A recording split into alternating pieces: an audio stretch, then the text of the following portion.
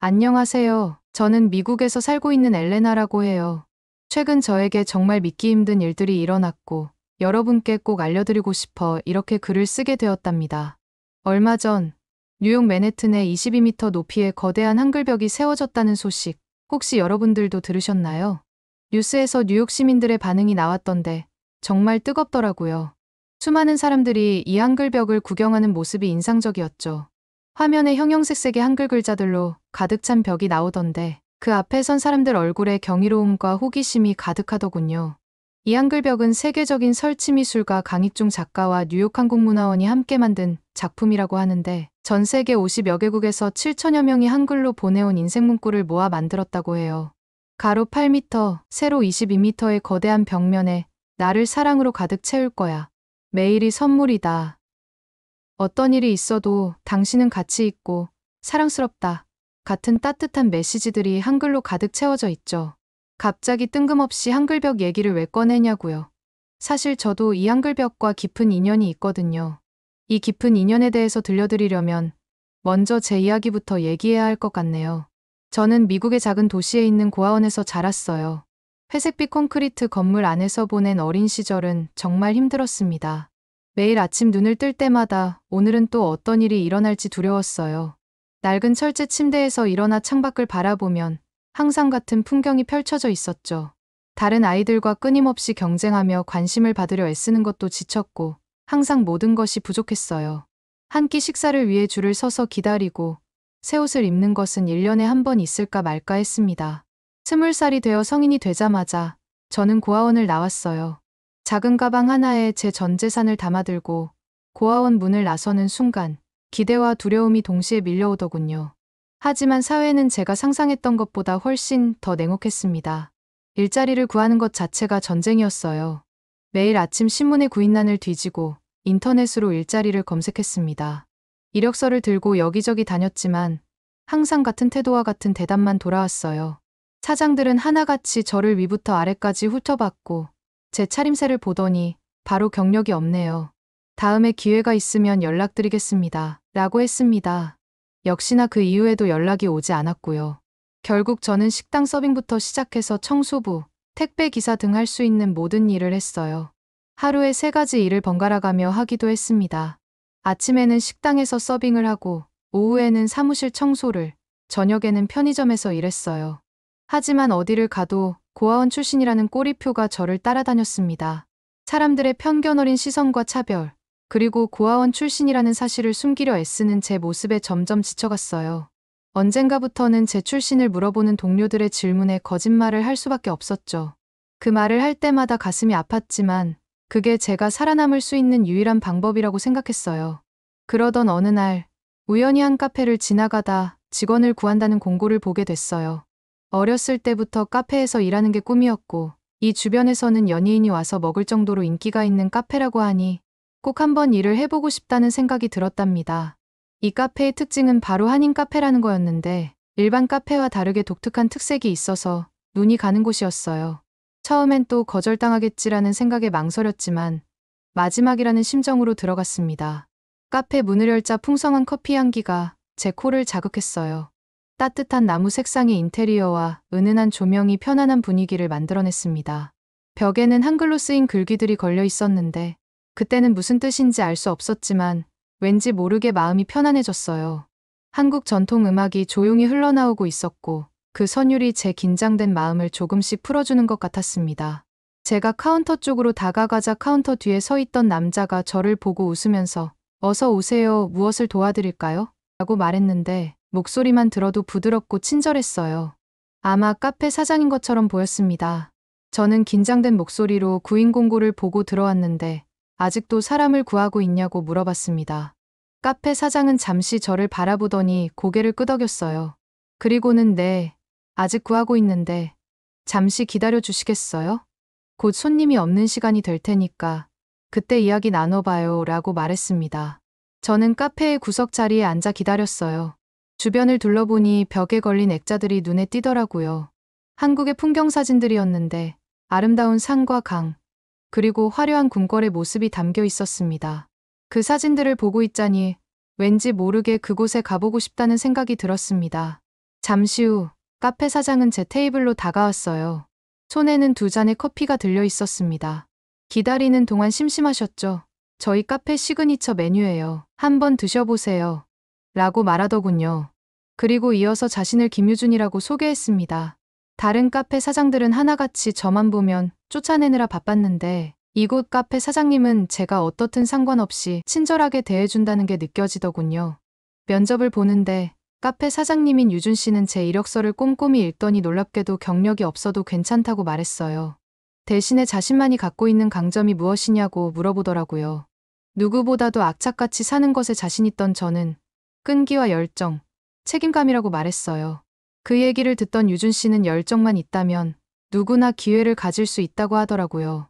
그 말을 듣는 순간 눈물이 날 것 같았어요. 20년 동안 살면서 그 누구도 저를 믿어준 적이 단 한 번도 없었거든요. 이런 사장이라면 제 출신도 이해해주지 않을까 생각했던 저는 조심스럽게 고아원 출신이라고까지 미리 얘기를 했어요. 지금 생각해보면 왜 그랬는지 모르겠는데 고아원 출신인 걸 나중에 일하다가 들키느니 차라리 미리 말하는 게 마음 편하다는 생각에 그랬던 것 같아요. 유준 씨의 부드러운 태도에 용기가 나기도 했었고요. 유준 씨는 그게 무슨 상관이냐면서 저를 바로 채용했습니다. 유준 씨의 따뜻한 마음에 감동받은 저는 누구보다 열심히 일하기 시작했죠. 매일 아침 일찍 출근해서 카페를 깨끗이 청소하고 손님들에게 최선을 다해 서비스했어요. 물론 처음에는 실수도 많이 했어요. 주문을 잘못 받기도 하고 커피를 쏟기도 했습니다.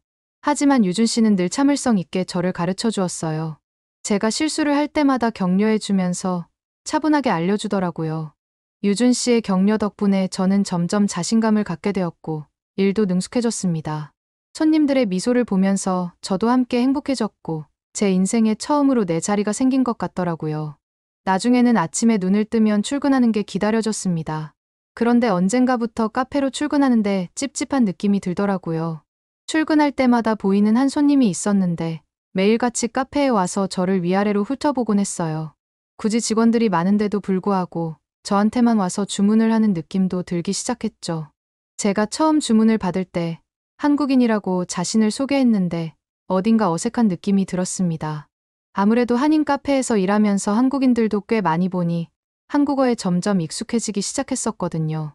그런데 점점 그 손님의 행동이 이상해졌어요. 자꾸 개인적인 질문을 하고 퇴근 시간을 물어보더니 어느 날부터는 제가 퇴근할 때 따라오기 시작하는 거 있죠. 그 손님의 시선이 느껴질 때마다 등줄기에 식은땀이 흘렀어요. 카페 안에서도 편하게 일할 수 없었고 퇴근 시간이 다가올 때마다 불안감이 커졌습니다. 저는 너무 무서웠지만 어떻게 해야 할지 몰랐어요. 직장을 잃을까봐 걱정되어 유준 씨에게 말하지 못하고 혼자 고민했어요. 하지만 제 표정이 어두워지는 걸 눈치챈 유준 씨가 어느 날 저를 불렀습니다. 유준 씨는 제게 앉으라고 권하며 걱정스러운 눈빛으로 물었어요. 엘레나, 요즘 무슨 일 있나요? 표정이 안 좋아 보여서요. 유준 씨의 따뜻한 말에 그동안 참았던 감정이 터져 나왔어요. 눈물을 흘리며 그동안 있었던 일을 모두 털어놓았죠. 유준 씨는 제 얘기를 듣자마자 표정이 순식간에 굳어지더군요. 잠시 침묵이 흐르더니 유준 씨가 단호한 목소리로 말했어요. 그리고선 앞으로는 그런 일이 생기지 않을 테니 걱정하지 말란 말을 하더라고요. 다음 날 그 손님이 다시 카페에 왔을 때 유준 씨는 그 손님을 조용히 한쪽으로 불렀습니다. 그러더니 갑자기 유준 씨는 한국말로 말을 걸기 시작했죠. 처음 오셨을 때 한국에서 오래 살았다고 하셨죠. 그런데 어째서 한국의 기본적인 예절도 모르시는 건가요? 그 말에 손님이 당황한 듯 말을 더듬었어요. 유준 씨는 계속해서 날카로운 질문을 이어갔죠. 한국어를 유창하게 하신다면서 왜 리을과 비읍 발음을 정확히 구분하지 못하시나요? 그리고 한국의 대표적인 음식 3가지만 말씀해 주시겠어요? 손님은 갑자기 식은땀을 흘리기 시작했어요. 횡설수설하며 대답을 못하는 모습이 역력했죠. 유준 씨는 더욱 날카롭게 파고들었어요. 그리고 계속적으로 저희 직원의 개인정보를 캐내려 한 이유가 뭔가요? 혹시 불순한 목적이라도 있는 거 아닌가요? 손님은 완전히 궁지에 몰린 듯했습니다. 말을 더듬으며 변명하려 했지만 유준 씨의 논리적인 추궁에 아무런 대답도 하지 못했죠. 마지막으로 유준 씨가 매장에 설치되어 있는 CCTV를 가리키며 결정타를 날렸어요. 아는지 모르겠지만 당신의 행동은 모두 기록되고 있습니다. 앞으로 이런 일이 반복된다면 법적 조치를 취할 수밖에 없을 것 같네요. 그 말에 손님의 얼굴이 창백해졌어요. 중국어로 뭔가 중얼거리더니 고개를 푹 숙인 채 서둘러 카페를 빠져나갔어요. 그 장면을 옆에서 바라보던 저는 속으로 환호성을 질렀어요. 유준 씨의 침착하면서도 날카로운 대응에 마치 오랫동안 쌓였던 불편함이 한 번에 해소되는 것 같은, 그야말로 사이다를 마신 듯한 통쾌함이 느껴지더라고요. 그 이후 저는 다른 직원들과도 잘 지냈지만 유준 씨와는 뭔가 특별한 느낌이 들었어요. 가끔 카페가 한가할 때면 유준 씨와 이야기를 나누곤 했죠. 유준 씨는 한국 문화에 대해 열정적으로 이야기했고 어느 순간부터 유준 씨의 이야기에 푹 빠져들게 되더라고요. 그러다 보니 점점 더 한국에 대한 관심이 커져갔습니다. 때로는 유준 씨와 시선이 마주칠 때면 가슴이 두근거렸고 유준 씨의 미소를 볼 때면 얼굴이 붉어졌어요. 하지만 감히 유준 씨에게 마음을 표현할 수 없었습니다. 사장님과 직원이라는 관계 때문에 선을 넘지 말아야 한다고 생각했거든요. 유준 씨는 종종 저에게 새로운 메뉴를 개발하는 일을 맡겼어요. 처음엔 부담스러웠지만 점차 그 일이 즐거워졌습니다. 누군가 제게 일을 맡겨준다는 게 너무 고마웠고 그거에 항상 보답하고 싶어서 퇴근 이후에도 메뉴를 개발하는 데에 시간을 보냈죠. 어느 날 저녁, 카페 문을 닫고 청소를 하고 있을 때였어요. 유준 씨가 갑자기 다가왔어요. 평소와 다른 긴장된 표정이었습니다. 무슨 일일까 싶어서 유준 씨를 보는데 유준 씨의 손이 살짝 떨리는 게 보이더라고요. 유준 씨가 혹시 자신과 저녁을 같이 먹지 않겠냐고 하는데 너무 놀라 말을 잇지 못했어요. 침묵이 흐르자 유준 씨의 표정이 불안해졌고 저는 아차 싶어서 재빨리 수락했습니다. 그날 밤 뉴욕의 작은 이탈리안 레스토랑에서 저녁을 먹었어요. 촛불 아래서 유준 씨의 눈빛이 평소보다 더 깊어 보였고 식사를 마치고 센트럴 파크를 거닐 때였습니다. 걷고 있던 유준 씨가 갑자기 걸음을 멈췄어요. 제 손을 잡더니 떨리는 목소리로 자기와 사귀어 줄 수 있냐고 고백하더라고요. 그 순간 주변의 모든 소리가 멈춘 것 같았어요. 유준 씨의 진심 어린 눈빛과 따뜻한 손길에 가슴이 뛰었답니다. 그렇게 저희는 연인이 되었고 그 이후로도 2년이라는 시간 동안 정말 행복한 시간을 보냈습니다. 유준 씨는 늘 저를 존중해주고 이해해 주었어요. 제 과거에 대해서도 전혀 개의치 않았고 오히려 제가 겪은 어려움을 이해하려 노력했죠. 관계는 날이 갈수록 깊어졌어요. 서로의 장단점을 이해하고 받아들이면서 더욱 단단해졌습니다. 유준 씨는 힘들 때마다 든든한 버팀목이 되어주었고 저 역시 유준 씨의 어려움을 함께 나누려 노력했어요. 그러다 보니 자연스럽게 유준 씨와의 결혼에 대한 생각을 하게 됐습니다. 유준 씨와 함께라면 어떤 어려움도 이겨낼 수 있을 것 같았거든요. 그러던 어느 날 유준 씨의 행동이 이상해지기 시작했어요. 갑자기 연락이 잘 되지 않고 만나도 어색해하는 것 같더라고요. 카페에서도 괜히 저를 피하는 듯한 느낌이 들기도 했고요. 처음엔 바쁜가 보다 하고 넘겼지만 점점 더 심해졌어요. 전화를 해도 유준 씨는 나중에 전화하겠다고 하더니 끊어버리고 데이트 약속도 자주 취소하더군요. 그때부터 저는 불안해지기 시작했어요. 혹시 다른 여자가 생긴 걸까? 내가 뭔가 잘못한 걸까? 하는 생각이 들었거든요. 하지만 확실한 건 아무것도 없었어요. 결국 유준 씨에게 직접 물어봤어요. 왜 이렇게 달라진 거예요? 무슨 일 있어요? 하고요. 하지만 유준 씨는 아무 일 없어요. 그냥 좀 바빠서 그래요. 라고만 했습니다. 주변 사람들도 이상하다고 생각했는지 사장님이 요즘에 이상한데 둘 사이에 무슨 일 있는 거 아니냐는 질문도 꽤 많이 받았죠. 설마 하는 생각에 아무것도 아니겠지 했지만 유준 씨는 눈에 띄게 자꾸 평소와 다르게 행동했습니다. 가끔 몰래 전화를 받는 모습을 보기도 했고 갑자기 급한 일이 생겼다며 나가버리기도 했어요. 평소와 다른 유준 씨를 보면서 점점 더 혼란스러워졌습니다. 유준 씨를 믿고 싶은데도 불구하고 괜히 의심하는 마음이 더 커지더군요. 그런 저를 보면서 직원들은 눈치가 보였는지 맛있는 저녁에 술 한잔 하러 가지 않겠냐고 하더군요. 저도 괜히 유준 씨가 한 번이라도 쳐다봐 줬으면 하는 마음에 평소보다 화려하게 꾸미고 나갔어요. 하지만 역시나 저를 쳐다도 보지 않아서 괜히 화가 났습니다. 회식에서 동료들은 그런 저를 보면서 위로해 주었어요. 다들 분명 하고 싶은 말들이 목구멍까지 차오른 것 같지만 애써 삼킨 채 저를 위로해주고 있는 게 보이더라고요. 그날 이후로 저는 괘씸한 마음에 의도적으로 유준 씨의 연락을 무시하기 시작했어요. 유준 씨의 반응을 보고 싶었거든요. 하지만 유준 씨는 여전히 달라지지 않고 똑같이 행동하더라고요. 그렇게 며칠이 지났고 저는 외로운 마음에 동료들과 자주 회식 자리를 갖고 있었어요. 물론 유준 씨는 빼고요. 그날따라 비가 정말 많이 쏟아지더군요. 회식을 마치고 나왔는데 집까지 가는 길이 너무 멀어 보였죠.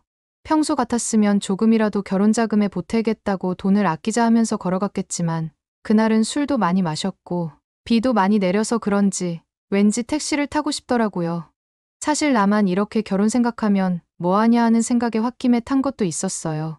택시에 타자마자 기사 아저씨께서 꽤 피곤해 보이는 모습이 눈에 띄었어요. 눈을 자주 비비고 하품을 연거푸하는 모습이 보였거든요. 하지만 야간 운전이 힘드니 피곤한 건 당연하겠거니 생각했고 저도 그땐 술에 꽤 많이 취해 있어서 그런지 별로 신경 쓰지 않았어요. 지금 생각해보면 그때라도 내린 다음 다른 택시를 탔어야 했는데 말이에요. 불안한 마음에 유준 씨에게 전화를 걸었지만 애석하게도 유준 씨는 받지 않았습니다. 택시는 조금씩 흔들흔들 거리기 시작했고 그 순간 그때 갑자기 제 눈앞에서 강렬한 불빛이 번쩍였습니다. 세상이 천천히 움직이는 것 같더군요. 제가 탄 택시가 가드레일을 넘어 날아가고 있었고 운전사가 놀라 핸들을 꺾었지만 이미 늦은 이유였습니다. 귀가 찢어질 듯한 끔찍한 충돌음이 들렸어요. 제 몸은 앞으로 튕겨나갔다가 다시 뒤로 꽂혔습니다. 머리가 어딘가에 세게 부딪혔고 순간 모든 것이 깜깜해졌어요. 그리고 나서 모든 게 조용해졌습니다. 너무나 조용해서 오히려 그 정적이 귀를 울리는 것 같더군요.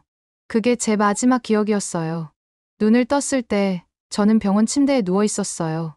하얀 천장과 소독약 냄새까지 분명 병원이었습니다.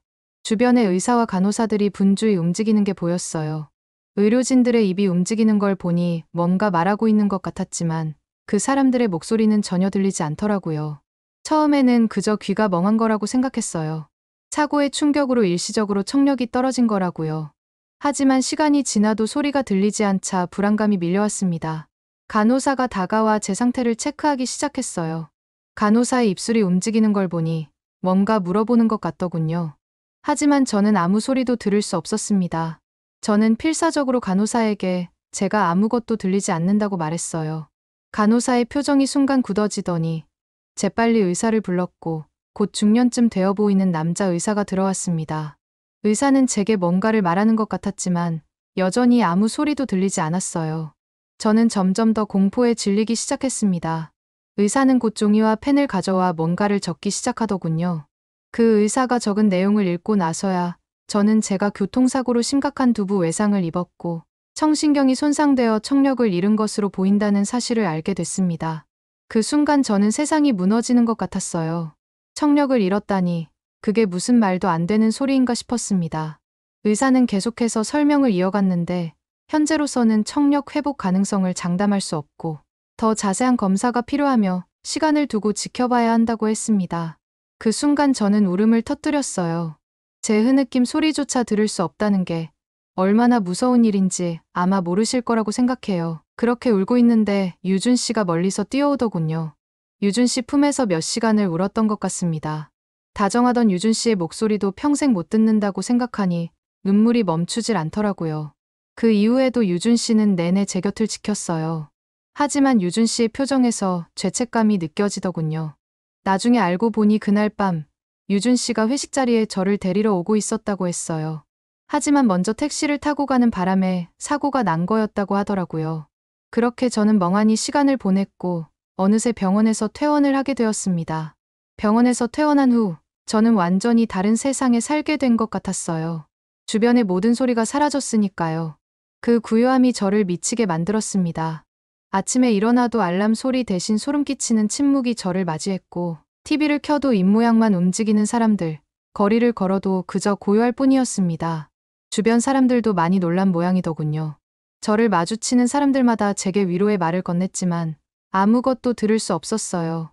그저 그 사람들의 입모양만 멍하니 볼 뿐이었습니다. 사고 후 미국의 여러 병원을 돌아다녔어요. 청력을 되찾기 위해 할 수 있는 건 다 해봤죠. 하지만 치료 방법도 없었고 비싼 돈을 주고 보청기를 달아봐도 큰 효과를 보지 못하더군요. 점점 더 좌절감에 빠져갔어요. 소리를 들을 수 없다는 건 인생의 모든 것을 잃은 것 같은 느낌이었죠. 유준 씨는 계속 위로하고 격려해 주었지만 유준 씨의 말을 들을 수 없었어요. 그저 입모양으로만 소통할 수 있었습니다. 어느 날 유준 씨가 신난 채로 저한테 달려오더군요. 저는 뭐가 그렇게 좋은 거지 싶어서 유준 씨를 쳐다봤는데 유준 씨가 저한테 한국에서 치료를 받아보는 게 어떻겠냐고 제안했어요. 하지만 그 제안을 저는 덥석 받아들일 수 없었어요. 그토록 들어왔던 한국이지만 아무래도 낯선 나라에 가서 치료받는다는 게 두렵고 불안했거든요. 그런 저를 두고 유준 씨는 포기하지 않더라고요. 한국의 의료 기술이 미국만큼 뛰어나다는 이야기, 특히 청각장애 치료에 대해서는 미국보다 비교도 안 되게 더 좋은 평가를 받고 있다는 정보들을 계속 알려주었어요. 끊임없는 유준 씨의 설득에 결국 넘어간 저는 결국 한국행을 결심했어요. 사실 다른 선택지가 없기도 했어요. 미국에서의 치료로는 더 이상 희망이 보이지 않았기 때문이에요. 한국행을 준비하면서 정말 많은 걱정을 했습니다. 언어도 다르고 문화도 다른 나라에서 과연 잘 지낼 수 있을지, 치료는 효과가 있을지 밤마다 불안에 떨어야 했어요. 유준 씨는 이런 제 걱정을 덜어주기 위해 정말 많은 노력을 했습니다. 한국 문화에 대해 설명해줬고 한국 음식도 만들어 먹여주면서 적응할 수 있게 도와줬죠. 그렇게 출국 전날이 되었는데도 정말 마음속이 정말 복잡하더군요. 두렵기도 하면서 기대도 되고 정말 치료가 된다면 얼마나 좋을까 하면서 설레기도 했고요. 유준 씨는 제 손을 꼭 잡고 함께 이겨낼 거라고 말해줬습니다. 한국에 도착했을 때 미국과는 또 다른 느낌이었어요. 굉장히 깨끗했고 소리는 들리지 않았지만 사람들이 질서를 지킨다는 걸 눈으로 볼 수 있었죠. 그 중에서 가장 놀란 건 병원 시스템이었어요. 미국에서는 3, 4개월을 기다려야 했던 진료들인데도 한국에서는 일주일 만에 받을 수 있었거든요. 처음에는 깜짝 놀라 유준 씨에게 얼마나 미리 예약을 한 거냐고 물어봤는데 한국으로 오기 2주 전에 예약한 거라고 하더라고요. 그렇게 병원에서 의사 선생님을 만났습니다. 다행히 그분께서 영어를 잘하시는 덕분에 의사소통에는 문제가 없었어요. 의사 선생님은 제 상태를 꼼꼼히 체크하시더니 인공화후 이식이라는 수술을 권유하셨죠. 미국에서는 그 누구도 인공화후 이식 수술을 제게 권한 적이 없었고 앞으로 청력을 회복하지 못하고 그냥 살아야 한다는 얘기를 숱하게 들어왔어요. 이런 상황에서 갑자기 한국에서는 인공화후 이식 수술을 받으면 회복이 가능하다고 하시니 당황스러움밖에 느껴지지 않더군요. 걱정하는 저를 보면서 의사 선생님은 천천히 그리고 자세히 설명을 해주셨고 설명을 듣다 보니 다시 희망이 생기기 시작했어요. 유준 씨도 한국에서 이 수술을 잘하기로 유명하니 너무 걱정하지 말라고 하면서 저를 설득하더라고요. 그렇게 수술 당일이 되었고 저는 정말 긴장했어요. 마취에 들어가기 전 유준 씨의 얼굴을 마지막으로 봤는데 그때의 불안한 표정이 아직도 생생하네요. 수술이 끝나고 알았지만 예상보다 수술 시간이 길어졌다고 하더라고요. 유준 씨가 나중에 말해주길 7시간 동안 수술실 앞에서 초조하게 기다렸다고 했어요. 수술이 끝나고 의식이 돌아왔을 때 여전히 아무 소리도 들리지 않아 실망했어요. 알고 보니 외부기기를 착용해야 소리를 들을 수 있는 거였죠. 며칠 뒤 드디어 외부기기를 착용하고 처음으로 소리를 들어보는 순간이 왔어요. 착용한 외부기기를 조율하는 과정을 매핑이라고 하는데 매핑해 주시는 선생님이 따로 계시더라고요. 그런데 제가 생각했던 것과는 달리 매핑 선생님의 목소리가 마치 헬륨가스를 마신 것처럼 들려오지 뭐예요? 선생님의 표정은 무척 진지하셨는데 그 웃긴 목소리에 저도 모르게 웃음이 터져 나왔죠. 숙소에 돌아온 저는 소리가 어떻게 들리는지 기록해보기 시작했어요. 하지만 여전히 남자와 여자의 목소리도 구분이 되지 않는 수준이었습니다. 모든 목소리가 똑같은 기계음으로 들렸거든요.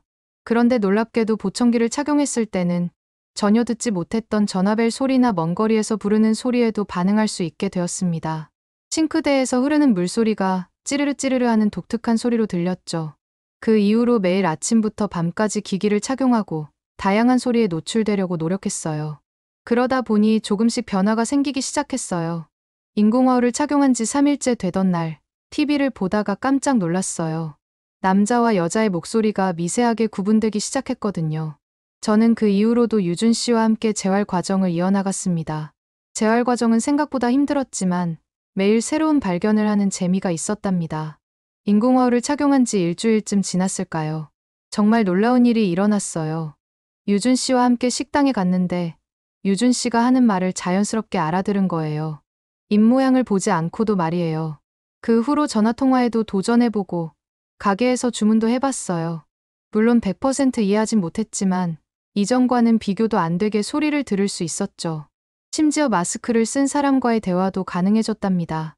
물론 아직도 제가 다치기 이전만큼 소리를 듣기는 어렵지만 이렇게 하나씩 발전해가는 과정이 정말 신기하고 감격스러웠어요. 유준 씨와 함께 이 모든 과정을 겪으면서 저는 오해를 풀기 위해 유준 씨에게 그때 상황을 다시 물어봤어요. 사고 나기 전에 유준 씨의 행동들이 정말 이상했던 걸 본인도 알고 있었냐고 말이에요. 도대체 왜 그랬냐고 물어봤죠. 소리가 들리지 않는 게 유준 씨 잘못이 아니라고 원망하지 않으려고 해도 계속해서 유준 씨 때문이라는 생각이 저도 모르게 속 깊은 곳에 자리를 잡은 것 같아 꼭 풀고 가야겠다고 생각했거든요. 제 질문에 유준 씨는 대답을 했고 그 대답을 들은 저는 깜짝 놀랄 수밖에 없었습니다. 알고 보니 유준 씨는 제게 프로포즈를 준비하고 있었더라고요. 유준 씨는 제가 고아원 출신이라는 이유로 결혼을 반대하는 부모님을 설득하느라 힘들어했다고 했어요. 그리고 동시에 저를 위한 특별한 프로포즈를 준비하고 있었다고 하더군요. 함께 살 신혼집부터 준비해야 될 게 많아서 정신이 없었던 거였죠. 저와 결혼하기 위해선 꼭 안정적으로 만들고 프로포즈를 하고 싶었다고 얘기했습니다. 그 이야기를 들으니 속으로 유준 씨 탓을 하던 제 모습이 갑자기 부끄러워져서 얼굴을 들 수 없었어요. 하지만 그런 저를 보면서 유준 씨는 오히려 저를 안아줬습니다. 치료가 거의 다 끝나갈 때쯤 저는 유준 씨에게 깜짝 이벤트를 해주고 싶어 유준 씨에게 노트북을 빌려달라고 했습니다. 오랜만에 만지는 노트북으로 저는 이것저것 써내려갔고 유준 씨는 제가 뭘 하나 궁금해서 계속 빼꼼하고 얼굴을 내밀면서 보려고 하더라고요. 노트북 화면을 양팔로 가리면서 이건 진짜 보지 않았으면 좋겠다고 얘기했고 유준 씨는 입이 삐쭉 나온 채로 제 말을 존중해줬습니다. 그렇게 시간이 흐르고 나서 저는 유준 씨에게 뉴욕으로 다시 돌아가지 않겠냐는 제안을 했어요. 저 때문에 유준 씨 카페도 오랜 시간 동안 비워져 있었거든요. 그렇게 저희는 뉴욕에 도착했고 다음날 유준 씨의 손을 잡고 바로 맨해튼으로 향했습니다. 그리고는 곧장 한글벽으로 향했어요. 유준 씨가 그 벽 앞에 서자 굉장히 깜짝 놀래더라고요. 어떻게 뉴욕 한가운데에 이렇게 큰 한글벽이 있을 수 있냐면서 벽에 있는 한 글자 한 글자를 읽어 내려갔죠. 저는 유준 씨에게 사람들이 생각하는 인생 문구들이 한글로 작성되어 있는 거라고 얘기했고 유준 씨는 한국인이 아닌 사람들이 어떻게 이렇게나 많이 인생 문구를 한글로 적을 수 있는 거냐고 하면서 한국인이라는 사실을 자랑스러워 하더라고요. 그렇게 인생 문구와 인생 문구를 작성한 사람들의 이름을 읽어내리던 유준 씨는 잠깐 멈칫하면서 저를 쳐다봤어요. 바로 거기에 제 이름이 적혀 있었거든요. 그때 저는 유준 씨에게 지금까지 저를 믿어주고 상처를 이겨내고 일어나게 해줘서 고맙다고 안아줬습니다. 지금 정말 행복해요. 어릴 때는 기억이 나지 않을 정도로 말이에요. 청력을 되찾은 것도 기쁘지만 그보다 더 큰 선물은 유준 씨라고 생각한답니다. 아, 어떻게 이 한글벽에 제가 작성한 문구가 있냐고요? 한국에 있을 때 6개월 동안 뉴욕에 설치할 한글벽에 적을 인생 문구들을 신청받는다는 소식을 우연히 발견했거든요. 제가 아플 때나 힘들 때 항상 옆에서 지켜주던 유준 씨에게 꼭 해주고 싶었던 말이 있어서 그걸 썼는데 나중에 뉴욕 한국문화원 사이트에서 확인해보니 제가 작성한 문구가 있더라고요. 뉴욕에 오게 되면 유준 씨에게 제일 먼저 보여주고 싶었던 저는 뉴욕에 도착하자마자 쇼핑을 핑계로 이곳에 와서 한 글자 한 글자 읽어보면서 제가 작성한 글이 도대체 어디 있나 하면서 찾아봤답니다. 그래서 제가 작성한 문구가 뭔지 궁금하시다고요? 나비처럼 선물같이 날아와준 너. 사랑해. 오늘의 사연은 어떠셨나요? 오늘의 사연이 마음에 드셨다면 좋아요만 한번 눌러주세요. 1초밖에 안 걸리지만 좋아요를 한번 눌러주시면 더 좋은 사연을 소개해드리는데 큰 힘이 된답니다. 긴 영상 시청해주셔서 감사합니다. 오늘도 행복한 하루 보내세요.